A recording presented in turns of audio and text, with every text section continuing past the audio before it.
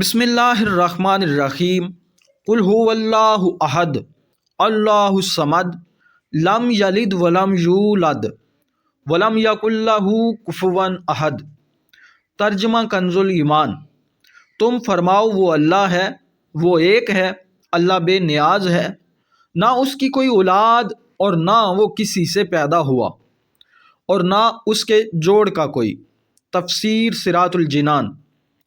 قل هو اللہ احد، تم فرماؤ وہ ایک ہے۔ عرب میں کفار کی بہت سی قسمیں تھی، دیریہ، مشرک، اللہ تعالیٰ کی صفات کے منکر اور اللہ تعالیٰ کے لیے اولاد ماننے والے وغیرہ۔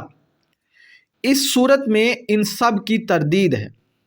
هو اللہ فرمانے میں دہریوں کی تردید ہے، احد فرمانے میں مشرکین کا مکمل رد ہے، اور اگلی آیات میں بقیہ کفار کا رد ہے۔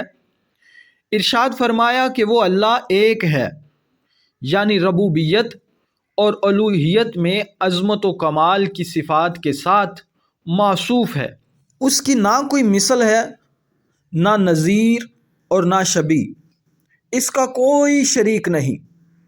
اللہ الصمد، اللہ بے نیاز ہے۔ ارشاد فرمایا کہ اللہ تعالیٰ ہر چیز سے بے نیاز ہے، نہ کھائے نہ پیے، ہمیشہ سے ہے اور ہمیشہ رہے گا، کسی کام میں کسی کا حاجت مند نہیں۔ لم یلد ولم یولد، نہ اس نے کسی کو جنم دیا اور نہ وہ کسی سے پیدا ہوا۔ اللہ تعالیٰ اولاد سے پاک ہے، کیونکہ اولاد باپ کی جنس سے ہوتی ہے اور اللہ تعالیٰ اس سے پاک ہے۔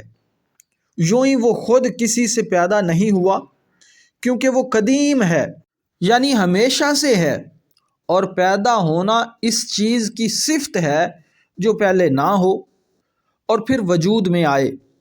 اس میں مشرکین اور یہود و نصارہ سب کی تردید ہے۔